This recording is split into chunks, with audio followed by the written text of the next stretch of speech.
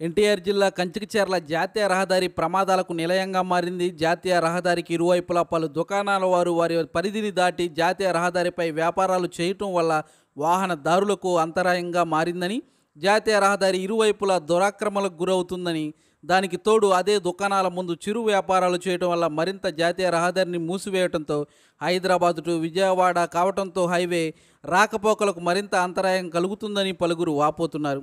Police యంత్రాంగం traffic నియంత్రణలో పూర్తిగా విఫలమైందని, ఇది ఇలాగే కొనసాగితే రానున్న రోజుల్లో పెద్ద ఎత్తున కంచికచర్ల జాతీయ రహదారి ప్రమాదాలకు నిలయంగా మారనుందని ప్రజలు వాపోతున్నారు.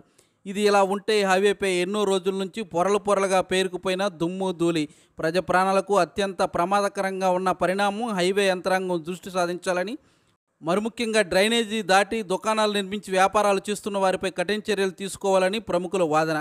స్థానిక పంచాయతీ అసలు ఏం చేస్తుందని ప్రజలు గగ్గోలు పెడుతున్నారు.